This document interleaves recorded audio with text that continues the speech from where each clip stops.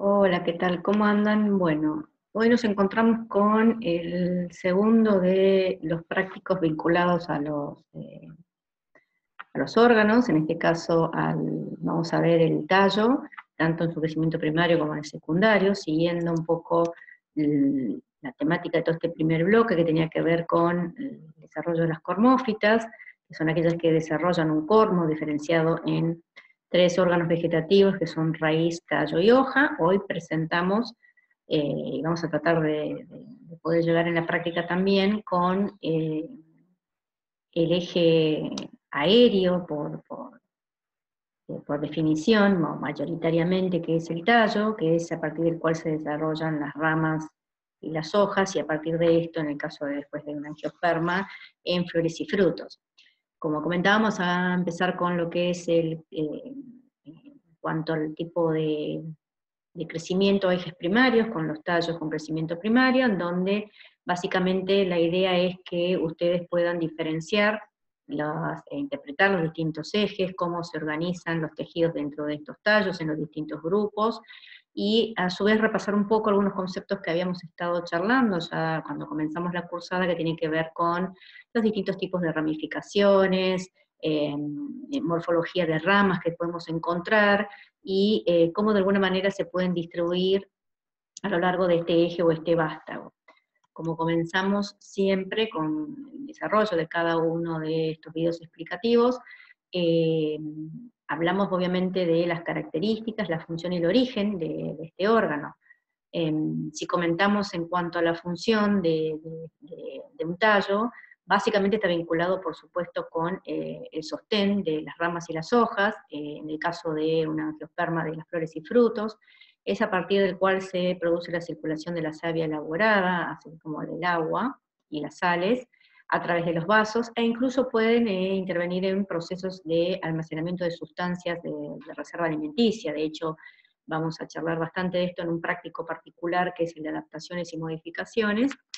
e incluso también pueden intervenir en procesos de reproducción, ¿sí?, de una misma planta a partir de algunos, eh, de algunos esquejes o pedazos de un tallo de una planta. De hecho, ustedes eso lo habrán escuchado, o por ahí algunos que trabajan o les gustaba la botánica, le traen un tallito, un pedacito de una planta que les gusta, y lo pueden trasplantar y les vuelve a salir una planta. Bueno, eso también está vinculado con parte de estas funciones que pueden cumplir este eje. Básicamente las características que presenta esta diferencia de lo que era la raíz es que presenta ramas, puede desarrollar obviamente a partir de esto hojas, se evidencian y diferencian nudos y entrenudos, cosa que no ocurría en una raíz, es por excelencia mayoritariamente un órgano aéreo con geotropismo negativo y fototropismo positivo, es decir, inverso a lo que comentábamos en raíz en la clase pasada. Y el origen de las ramas es de orden exógeno, a diferencia de en las raíces. El origen de la raíz, si ustedes recuerdan, era de tipo endógeno, porque se producía a partir de diferenciación y división de ese periciclo interno que encontramos por debajo de la endodermis en lo que era el cilindro vascular. El origen, esto lo hablamos y mucho, no hace demasiado, incluso fue parte de lo que fue el parcial, que tiene que ver con las teorías que explican el desarrollo o la aparición del vástago o del tallo, que son los meristemas apicales. En cuanto a posición, hablamos de una teoría en particular, si ustedes recuerdan, era la teoría de la túnica corpus, que aquí tienen la microfotografía que nosotros trabajamos en la práctica, que estaba vinculado con la presencia de un área promeristemática o de células meristemáticas distribuidas de una manera particular, que estaba dada por tipo de divisiones particulares, que eran las más externas, en divisiones todo de tipo periclinales, y las más internas, en una masa más interna, con divisiones periclinales, anticlinales y oblicuas, que definían o caracterizaban entonces como dos áreas o zonas que eran la túnica y el corpus o cuerpo. De ahí que una de las teorías que explica el desarrollo del tallo, de los vástagos, y la formación de estos primordios foliares y estas ramas, tenían que ver con esta teoría de la túnica corpus que habíamos que habíamos compartido en la clase de meristemas. A partir de esto, que también se puede dar en zonas, en yemas que pueden ser apicales o axilares, incluso intercalares, se van diferenciando luego en lo que son los meristemas primarios, que eran más externo la protodermis, la parte más media, la del meristema fundamental, y la de procambium, que era la que después, esto siguiendo hacia abajo, encontramos diferenciado ya en los tejidos adultos. Recuerdan la protodermis diferenciándose en la epidermis, el meristema fundamental particularmente en lo que es parénquima y tejidos de sostén, y el procambium en lo que tenía que ver con el desarrollo de los tejidos adultos de conducción, xilema y floema primario. Si nosotros queremos caracterizar lo que estuvimos comentando recién en una plantita, respecto a la clase pasada, por debajo de la tierra, con geotropismo positivo, geotropismo negativo, teníamos las raíces, y como órgano aéreo erecto, por lo general, a lo que es el tallo, o el eje que estamos presentando hoy, que es el vástago, a partir del cual se pueden dar o generar las ramificaciones y la formación de las hojas, y en el caso de un angiosperma, por ejemplo, el desarrollo de una flor y a partir de esto después un fruto. Si nosotros seguimos con la misma línea que estamos presentando, acá tenemos una fotografía de una rama, vemos el tallo, ¿sí?, con las diversas ramificaciones de las cuales después surgen las hojas.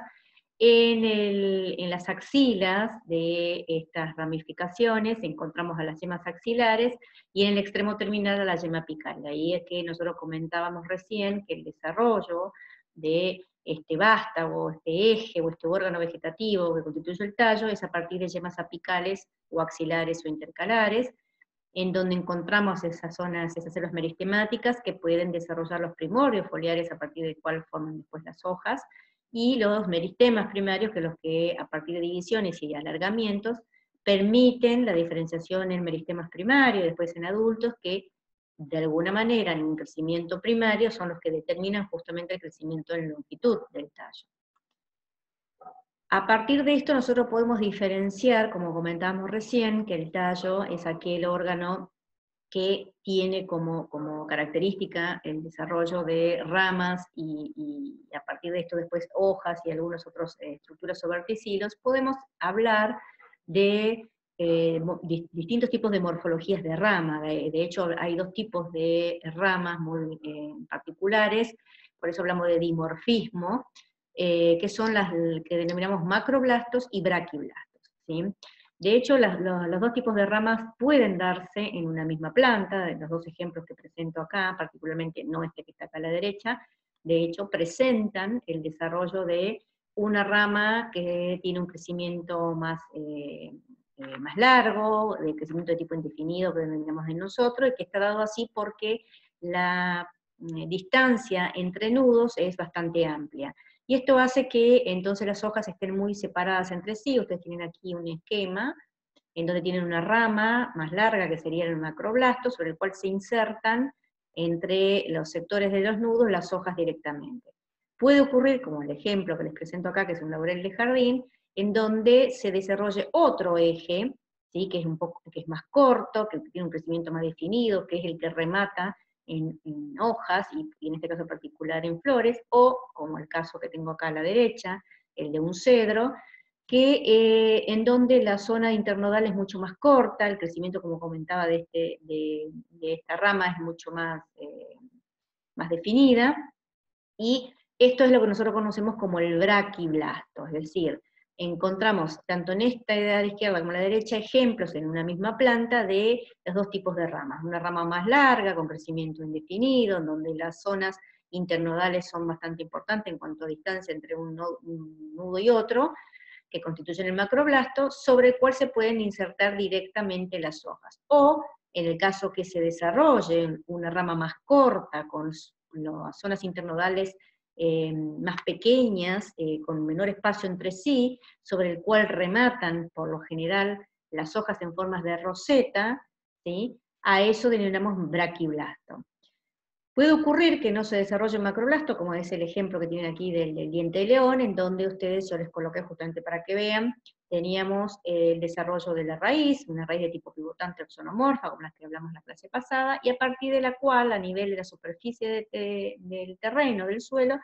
salen y rematan directamente las ramas, que son cortitas, con nudos muy cortos entre sí, y a partir del cual ya se desarrollan las hojas, y en este caso las flores. Eso es un ejemplo típico y característico de un braquiblasto. Pero como comentaba, es bastante particular y en realidad bastante común que se desarrollen los dos tipos de ramas en la misma planta. Otros ejemplos de braquiblastos característicos que ustedes por ahí lo tienen más comúnmente vistos son, por ejemplo, el repollo, la remolacha, la lechuga, el rábano. Todas estas bien herbáceas tienen como característica un tallo reducido, con un eje con un crecimiento definido y las zonas internodales más cortitas. Eso es característico de un braquiblasto. Siguiendo con el desarrollo de los tipos de ejes o tallos y ramas, también podemos encontrar otra clasificación que tiene que ver con, por ejemplo, la dirección de crecimiento que tenga el eje. Ustedes piensen, miren el ejemplo que tengo de la fotografía aquí del girasol, en donde el tallo se ve erecto, el eje principal se eleva en forma vertical respecto al suelo, y digo entonces que la planta es erecta y su eje es de tipo ortótropo. En cambio, si ustedes miran la fotografía que tengo aquí abajo, más hacia lo que sería la parte media, el tallo, el eje principal del tallo crece en realidad en forma horizontal respecto al suelo. Por eso digo que la planta es postrada o reptante, y el eje lo denomino plagiótropo. Podemos clasificar también según las características que tengan los tallos, a esto que comentamos si eran herbáceos o desarrollan un leño, o incluso pueden tener algunas modificaciones que vamos a hablar, como les comentaba, en una clase particular, distintos tipos de tallos herbáceos, volubles, trepadores, leñosos, columnares, o estos que son conocidos por ustedes porque los consumimos mucho, pero que también son modificaciones o adaptaciones en cuanto a que reservan sustancias alimenticias como el jengibre, como la papa o como la cebolla misma, que vamos a verlo, como les comentaba, en una clase particular. Repasando conceptos también, ahora ya directamente, sabiendo que estamos en un órgano que es el tallo, que es el órgano por el cual pasan las sustancias alimenticias elaboradas, y desde la raíz hacia el resto de la planta aguas y sales, y son las que portan las ramas y las hojas, volvemos a repasar los distintos tipos de ramificaciones que habíamos visto cuando clasificamos cormófitas, que están vinculadas básicamente a la presencia y el desarrollo de yemas axilares que están en los nudos. Y recuerden entonces, nosotros habíamos visto distintos tipos de ejes que denominábamos monopodial, simpodial o dicotómico, incluso aparece aquí ahora para mostrarles, porque de hecho tienen para desarrollar en la práctica, uno de tipo columnar. El monopodial era aquel en el cual tenían un eje principal, que tenía mayor desarrollo, predominio de desarrollo respecto a los ejes laterales, lo que determinaba entonces una copa de tipo cónica, característica, muy particular, sobre todo en las gimnospermas, en este caso en los pinos. La simpodial, que es un tipo de ramificación muy característica de las angiospermas dicotiledóneas, leñosas o arbóreas,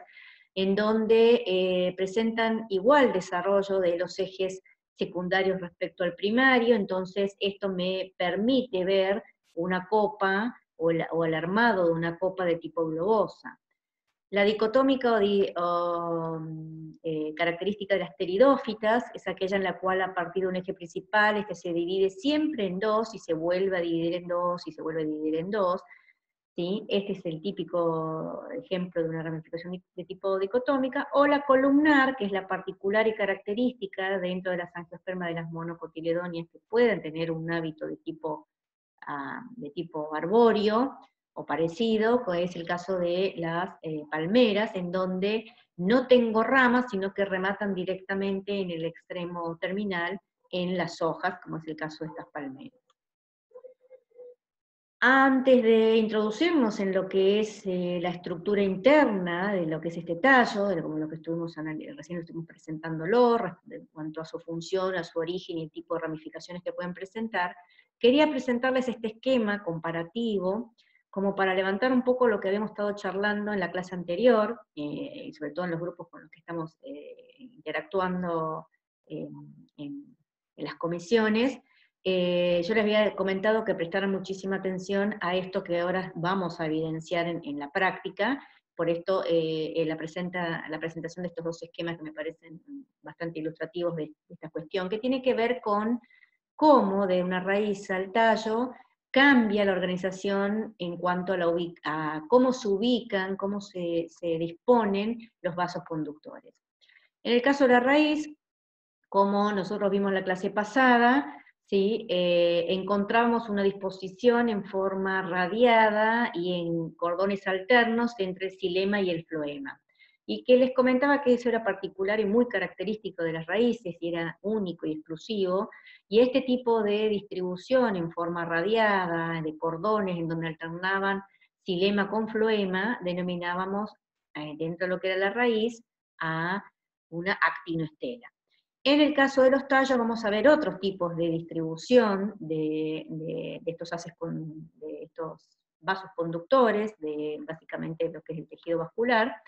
pero particularmente también vamos a observar cómo cambia la ubicación de los elementos proto o meta, floemático y cinemático respectivamente. Si ustedes ven, aquí tienen dos esquemas de corte transversal de una raíz y a la derecha de un tallo. Si miramos desde afuera hacia adentro, las dos líneas más externas, en el caso del tallo está más celeste, en el caso de la raíz está más negrita, sería la parte de revestimiento externo, que en el caso de la raíz es la rizodermis, en el caso del tallo es una epidermis. Todo el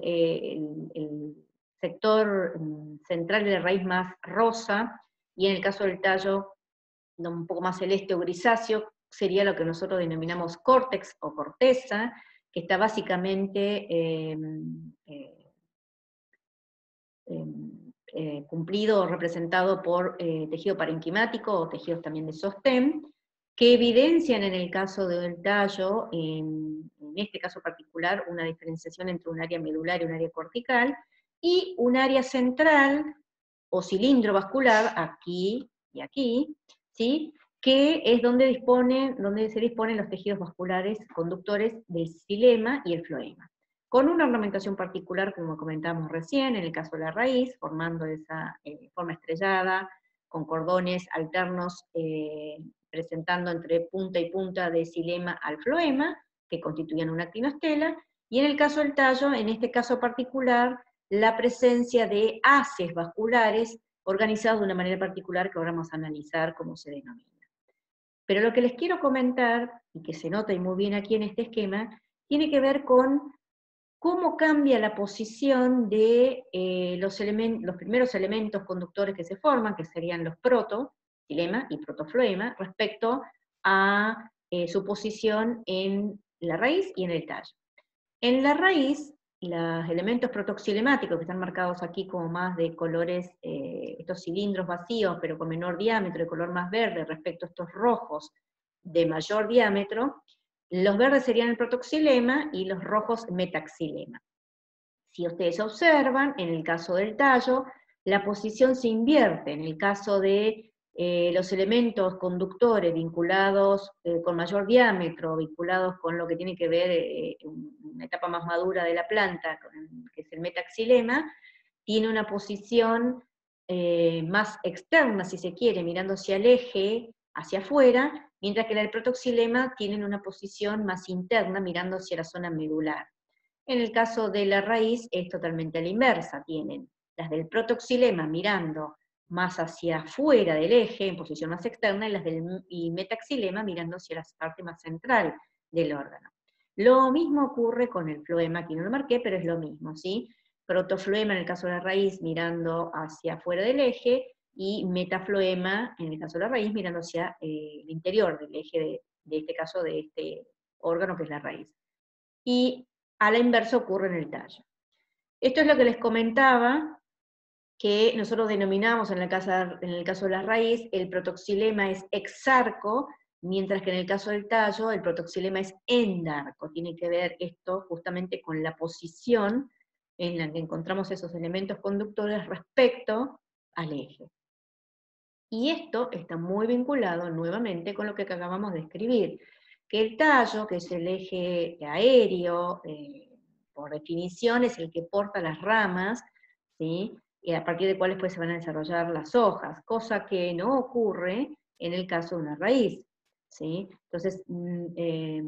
tenemos que tener en cuenta todas esas definiciones, esas características y esos conceptos cuando analizamos un órgano y otro. Esto se los muestro y se los presento porque si en el día del parcial ustedes tienen obviamente dos cortes transversales, tanto de raíz como tallo, que van a verlo en forma muy similares como en forma de un círculo, les puede generar alguna confusión, esperemos que no cuando lleguemos a instancia, pero que ustedes lo que tienen que ir evaluando son todas estas cuestiones, cómo se organiza todo el sistema de conducción en lo que es el cilindro vascular, hacia dónde ubico el troto y el metaxilema, que son totalmente diferentes entre un eje y otro. Dicho esto, pasamos a presentar la estructura interna en una gimnosperma o en una angiosperma dicotiledónea, que es totalmente diferente a cómo se organiza todo el conjunto vascular en una angiosperma monocotiledónea. Como ustedes observan aquí, y aquí tienen esquemas, fotos de ejemplos de una dico y una monocotiledónea con el corte transversal de ese tallo, que es lo mismo en detalle que estamos viendo aquí arriba, en donde en el caso de la gimnosperma o dentro de las angiospermas dicotiledóneas, nosotros observamos, ¿sí?, la distribución del conjunto vascular en forma de haces vasculares ordenados, ¿sí?, delimitando un área medular, separándola del área cortical. En el caso de una monocotiledonia dentro de las angiospermas, la distribución de los haces es en forma desordenada, no tiene este orden en forma concéntrica como se encuentra en el caso de las angiospermas dicotiledonia o gimnosperma, y no desarrollan o no puedo evidenciar y separar un área cortical de un área medular. En el caso de las monocotiledonias, los haces vasculares se encuentran inmersos en forma desordenada dentro de un parénquima. En el caso de las dicotiledonias o gimnospermas, los haces vasculares se encuentran ordenados, delimitando un área medular, conformado por tejido parenquimático, separado de un área cortical, formado también por tejido parenquimático, e incluso, en este caso y acá se ve mucho, por tejido de sostén como el colénquima. En forma más externa, obviamente, tengo la epidermis, que es el tejido de revestimiento, lo mismo ocurre aquí en este tallo primario de una monocotiledonia. Bien, la denominación de esta estela que caracteriza a las dicotiledonias dentro de las angiospermas o a las gimnospermas, en donde los haces vasculares están ordenados, delimitando un área medular separada de un área cortical, es lo que nosotros denominamos como eustela. En cambio, en las angiospermas monocotiledonias, en donde yo tengo los haces vasculares desordenados, inmersos en un parénquima, sin una diferenciación entre un área medular y una cortical, es lo que nosotros denominamos atactoestela. Bien, entonces, teniendo esto en mente, vamos ahora a ver y analizar más en detalle cómo se conforman desde afuera hacia dentro del órgano, haciendo una sección, los tejidos, y en particular en el haz vascular, qué tipo de haz vascular presentamos. Si nosotros miramos esta estructura interna de una dicotiledonia y hacemos un detalle de este rectángulo, vamos a observar desde afuera hacia adentro, por supuesto siempre el tejido de revestimiento, en el caso de un tallo, como es un tallo primario, el tejido de revestimiento es una epidermis. En este caso particular, por el ejemplo que elegí, tiene una cutícula por fuera. Por debajo de ese tejido epidérmico aparece un tejido de sostén, que el tejido de sostén, composición subepidérmica por definición, es el colénquima, si ustedes recuerdan. Debajo de eso tengo un tejido parenquimático, y ahí inmerso encuentro a un haz vascular. Este haz vascular, si nosotros lo observamos, es muy parecido a uno que nosotros hemos analizado cuando hicimos el práctico justo de tejido de conducción, en donde vemos por encima del floema, que es el tejido vivo conductor, un casquete de fibras que son parte del esclerénquima, el tejido de sostén muerto a la madurez, si ustedes recuerdan. Por debajo, entonces decíamos, encontramos al floema, donde se evidencian los elementos, por ejemplo, del tubo criboso con sus células acompañantes, y entre esto y el xilema, que es lo que veo más internamente, que son estas células vacías, que tienen un lumen celular representado y característico del xilema, que son células muertas a la madurez, entre el floema y el xilema, como les comentaba, hay 2 o 3 capas de células, como ustedes ven aquí, como más aplastaditas, como formando un empaquetado, como si fuera una pared de ladrillos, que es el cambium vascular,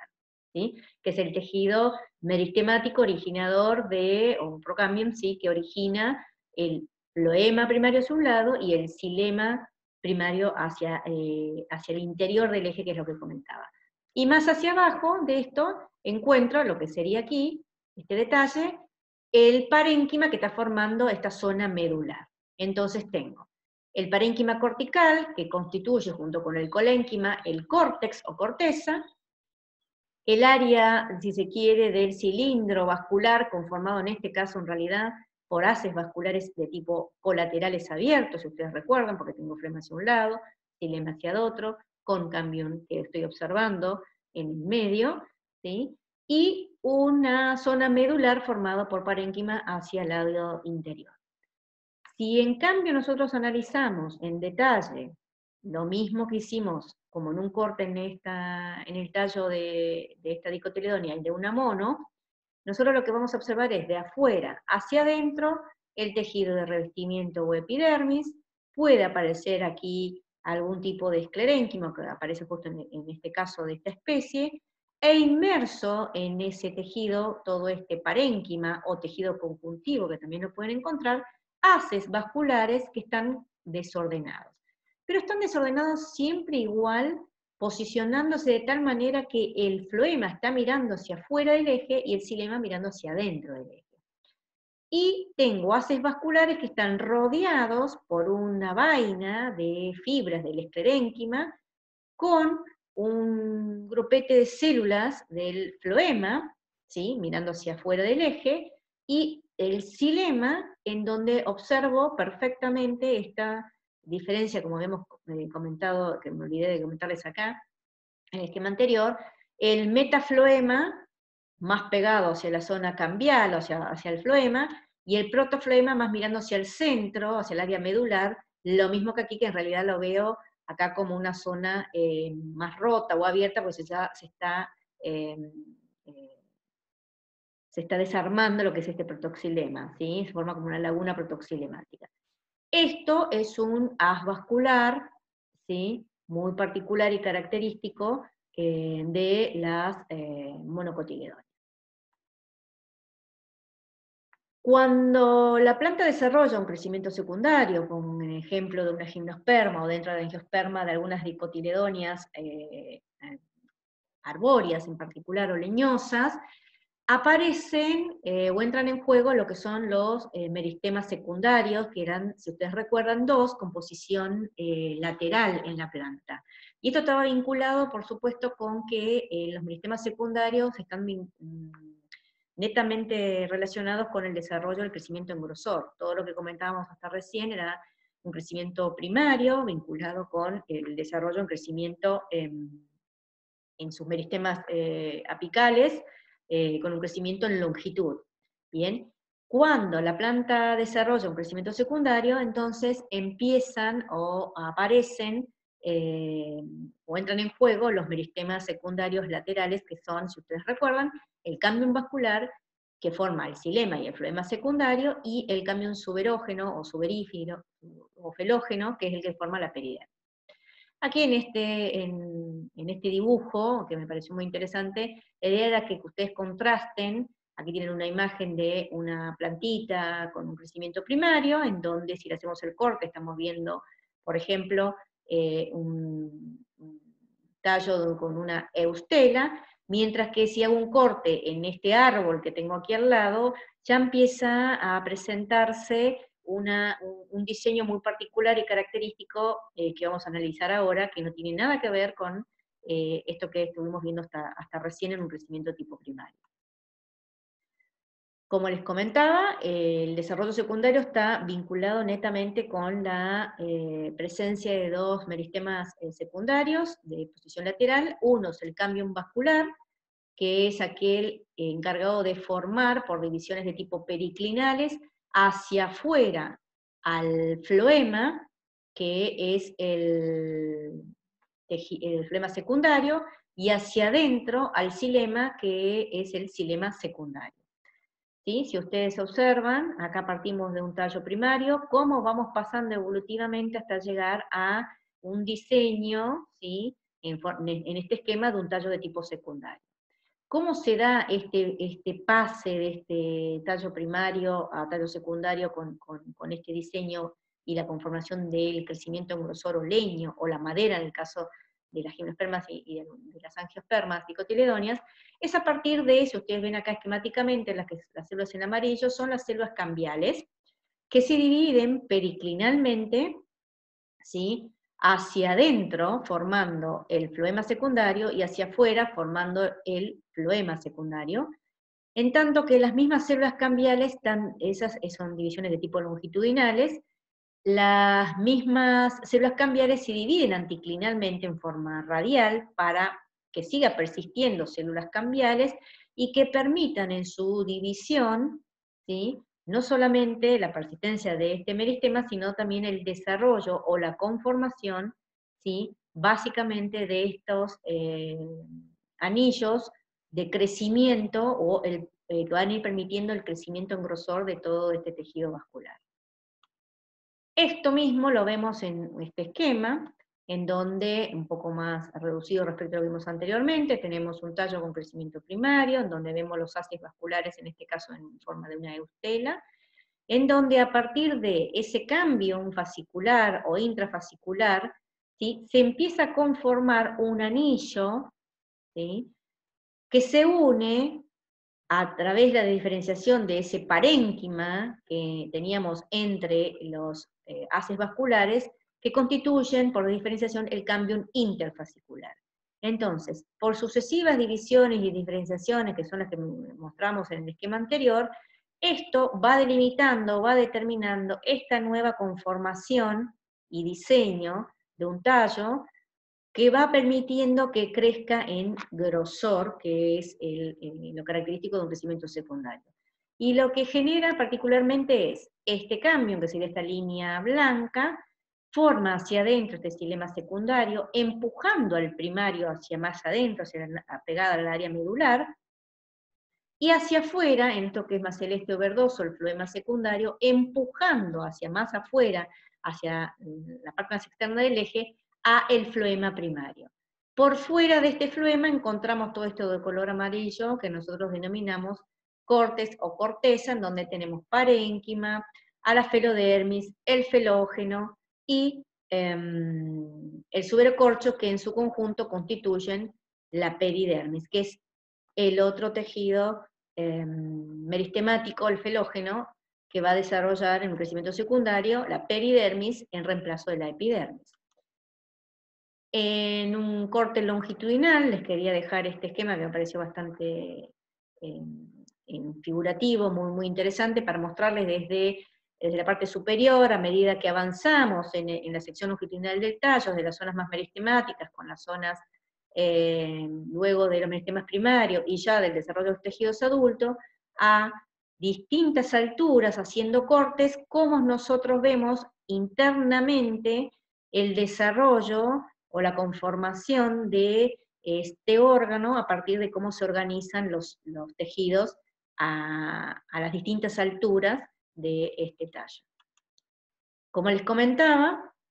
en un crecimiento secundario, básicamente tenemos entonces, decíamos, una zona cambial que desarrolla hacia afuera el floema secundario, hacia adentro el xilema secundario. Este floema formando estas zonas trapeciales características típicas, entre las cuales hay cuñas, ¿sí? De tejido parenquimático, que conforman luego el córtex conjuntamente con la zona del felógeno, felodermis y el suberocorcho. Esto mismo, si nosotros a este nivel hacemos un detalle de lo que estamos observando, vemos la zona cambial con esas células, varias capas de células más como aplanadas, que desarrollan hacia afuera el floema secundario, que puede tener en su parte superior fibras esclerenquimáticas, y hacia adentro el xilema secundario. Acá ustedes ya empiezan a ver, que incluso esto es parte de una actividad en la práctica, una diferenciación en lo que es la parte del leño secundario, lo que básicamente nosotros conocemos como madera, en cuanto a no solamente lo que vulgarmente ustedes han escuchado o conocen como anillos de crecimiento, sino también una diferenciación en cuanto a la coloración en esta madera. Y esto tiene que ver entonces con las denominaciones de albura y duramen, que están vinculados con la presencia o no de tejidos conductores, o que ya dejaron de ser conductores y entonces se completaron o se llenaron con se bloquearon, perdón, con tílides, que si ustedes recuerdan eran esas, el ingreso del citoplasma de las células parenquimáticas que acompañaban a los vasos, y lo que van haciendo es obturando esa zona, en la zona del duramen, obturan directamente esos vasos, que dejaron ya de ser conductores, para evitar que puedan ser afectados por algún agente patógeno o afectados en cuanto a, pónganle, a que pueda pudrirse. En cambio, la zona más clara, que de ahí es su nombre de albura, es la porción ya que todavía está activa, es conductora, con sus parenquimáticas vivas, con su elemento conductor bien activo, mientras que en la zona del duramen que les comentaba, ya la actividad de conducción ha desaparecido, se murieron las células parenquimáticas, se obturaron los vasos, y por lo general se pueden llenar con taninos o algunos aceites, que es lo que le determinan esa coloración muy particular, más oscura. Por fuera de esto, lo mismo que en este otro esquema, tenemos lo que nosotros conocemos como corteza botánica, que sería la zona parenquimática, y la de la felodermis, felógeno, y por fuera el suberocorcho. Como les comentaba, la diferenciación entre albura y duramen, de hecho la proporción que pueda haber mayor de una capa respecto a la otra, es lo que permite diferenciar entre distintos tipos y calidades de madera, es decir, madera blanda, madera dura. Esto es muy importante, sobre todo en la industria de la construcción, para toda la parte de construcción de casas, o de muebles, o de incluso elementos como esto, como ven aquí, instrumentos musicales, o en este caso como algunas piezas de ajedrez que ven aquí, con algunas maderas que son muy duras, características, muy distintivas, y que son muy caras, como por ejemplo la del ébano, o la del roble, o la del quebracho. Esto es muy importante, la proporción de albura o duramen en una planta, porque está vinculado justamente con la posibilidad de trabajar o no sobre esa madera, si es tanto más blanda o más dura, va a depender de los usos que quiera darle. El otro tejido meristemático, secundario, que aparece cuando tenemos un desarrollo de crecimiento secundario, es composición también lateral, es la del felógeno. Si ustedes recuerdan, o cambio suberoso, es el otro meristema secundario de posición lateral, que tiene también la capacidad de diferenciarse, rediferenciarse a partir del tejido o de la misma epidermis que tenía recubriendo, ¿sí?, la corteza, o del mismo parénquima de ese córtex, y se divide periclinealmente hacia afuera, formando el suberocorcho, y hacia adentro la felodermis. En conjunto, esas tres capas, el suberocorcho, el felógeno y la felodermis, constituían la peridermis, que viene a reemplazar a la epidermis en las plantas con crecimiento secundario. ¿Cómo? En la epidermis, el intercambio gaseoso, si ustedes recuerdan, estaba vinculado con un complejo muy particular que eran los estomas, que regulaban el intercambio gaseoso. En el caso de las plantas con crecimiento secundario, en donde la epidermis es reemplazada por la peridermis, aparecía, como ustedes ven aquí en la imagen arriba, a la derecha, o en la que tenemos en detalle abajo, arriba, perdón, a la izquierda, o como la que tenemos debajo a la derecha, aparecen en la zona, en esa zona más externa, porción más externa del suber, o corcho, zonas en donde vemos las células como menos entrelazadas, como dejando más espacios entre sí, y eso es lo que constituye la lenticela, que si ustedes recuerdan, es lo que reemplazaría a lo que era los estomas en una epidermis, a partir de donde se puede realizar el intercambio gaseoso, ¿sí?, entre el ambiente y el tejido vivo que tengo por debajo, que es todo el parénquima, ¿sí? E incluso cuando todavía están en desarrollo, en crecimiento secundario esta planta, esta zona medular interna, a partir de estos radios, ¿sí?, medulares que conectan esta corteza con esta médula. Lo que ocurría en esta lenticela, como les comentaba y les recuerdo, es que aquí no hay una regulación como lo sí existe en el caso de los estomas. Ustedes recuerdan que los estomas eran dos células oclusivas que delimitaban un espacio, un poro u ostíolo, que podía, según distintas condiciones en el ambiente, y reguladas a su vez por otros procesos, cerrarse o abrirse en determinado momento, permitiendo no la salida o el intercambio de gases. Por eso es que nosotros decimos que en los estomas esto está regulado. En el caso de la lenticela, que vendría a reemplazar la función de lo que era el estoma, en el caso de una peridermis, no están regulando, directamente es un espacio o más espacios entre células que permiten que por ahí pasen los gases. Otra cosa distintiva, y que ustedes pueden ver muy bien aquí, es a partir de esta zona cambial que desarrolla el floema secundario hacia afuera y el xilema secundario hacia adentro, el desarrollo justamente de lo que nosotros conocemos, ustedes seguramente han escuchado mucho, de estos anillos de crecimiento. Que estos anillos de crecimiento en plantas que viven en ambientes más bien templados, podemos vincular realmente cada anillo de crecimiento con un año de crecimiento de la planta, porque tienen las estaciones bastante estables. Y entonces esto está vinculado con lo que nosotros vamos a ver ahora, y se nota y muy bien, con lo que nosotros determinamos o conocemos como los elementos de vaso con mayor diámetro, que se corresponden con la primavera o leño temprano, y a medida que vamos pasando, va desarrollando su crecimiento la planta hacia el verano-otoño, los elementos de vaso son más pequeños y a eso nosotros le llamamos leño tardío. Entonces, este efecto de que se van achicando hacia el verano-otoño es lo que me permite, como una ilusión óptica, ver como esta línea o este anillo de crecimiento. Entonces, eso es lo que nosotros decimos que entre este leño temprano, que es de la primavera, hasta este leño tardío de verano-otoño, si esto es una planta que está en un ambiente más bien templado, en donde las estaciones están muy bien marcadas y muy bien establecidas, podemos realmente vincular a que esto es un año, este anillo de crecimiento está marcando un año de crecimiento. Bien. No siempre ocurre así, o puede ocurrir que pase alguna cuestión o condición en el ambiente, como alguna sequía, o algún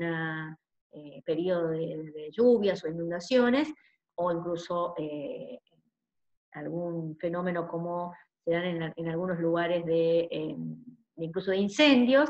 que genera que la planta responda de una manera y en donde por ahí se pueden formar varios anillos más cortos o más largos entre sí, que en realidad están respondiendo no a un año de crecimiento, sino a una condición determinada del ambiente. O sea que no en todos lados podemos aplicar, y en todas las especies, tiene que ver muchísimo con el ambiente en el que viven y las condiciones lo más estables ambientales que puedan estar para que podamos vincular realmente un anillo de crecimiento con un año de crecimiento de la planta. En el caso de las monocotiledonias, acá presento dos ejemplos, una que es esta palmerita, que parece una palmerita, pero que no es de las palmeras, que es el ejemplo de Cordyline, o de esta otra que es la cadena Draco, ¿sí? Son dos monocotiledonias que presentan un desarrollo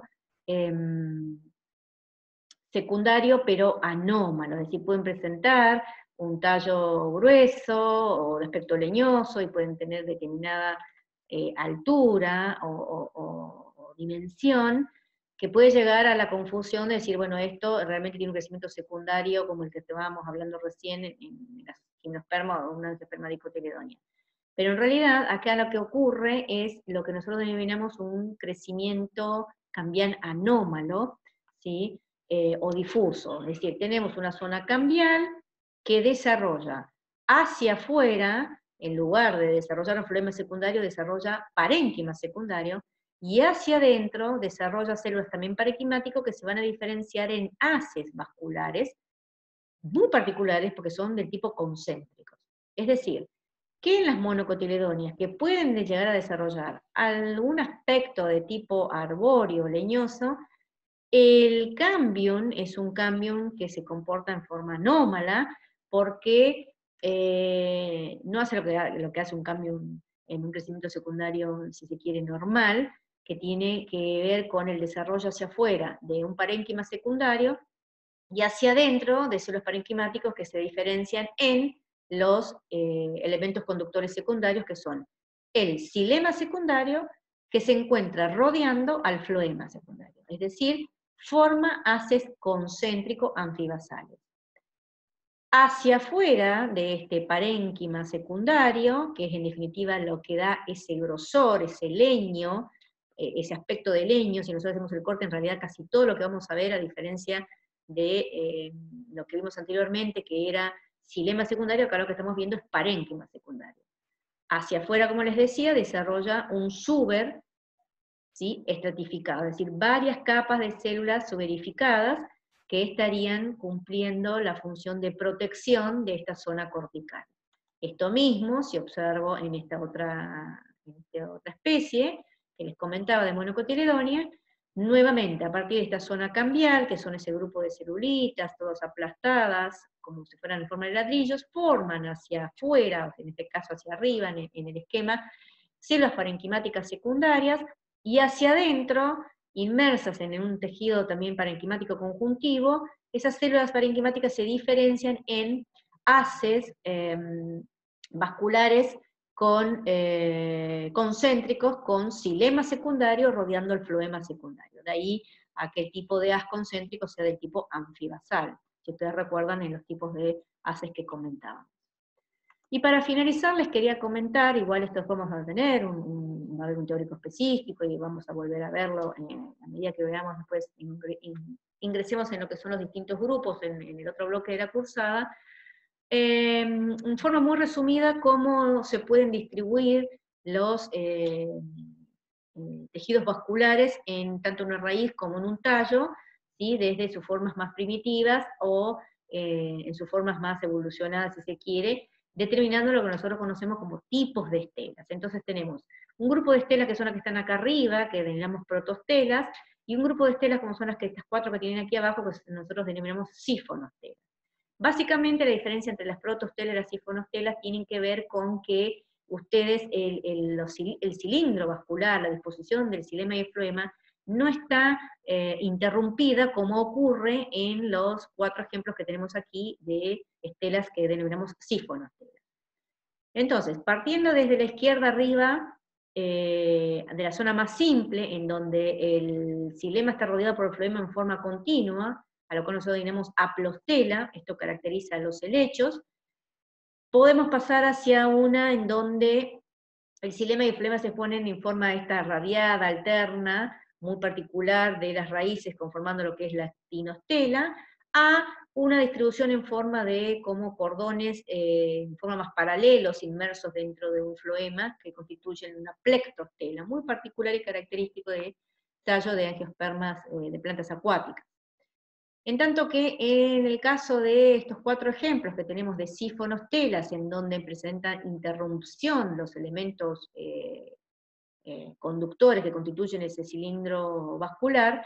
podemos pasar desde este primer ejemplo de solenostela o dictiostela, que son característicos, por ejemplo, de tallos de helechos, a ya dentro de las gimnospermas y dentro de las angiospermas entre monos y dico, las características que vimos recién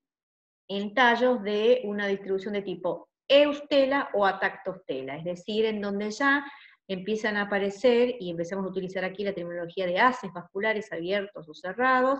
ordenados, delimitado un área medular o cortical en el caso de una eustela, o desordenados, inmersos directamente en un tejido conjuntivo o parenquimático, como la tactostela, que es la característica de las monocotiledones. Bien, sé que es bastante extenso este tema, pero espero que les haya sido útil, que les sirva para el desarrollo de la práctica, y con esto damos por terminado lo que es el video explicativo del práctico 8, del tallo primario y secundario, y nos estaremos viendo después de las vacaciones con el último de los órganos vegetativos que constituyen un cormo, que es la hoja, luego de sus vacaciones de invierno. Espero que la pasen bien, que se cuiden, y nos estamos viendo.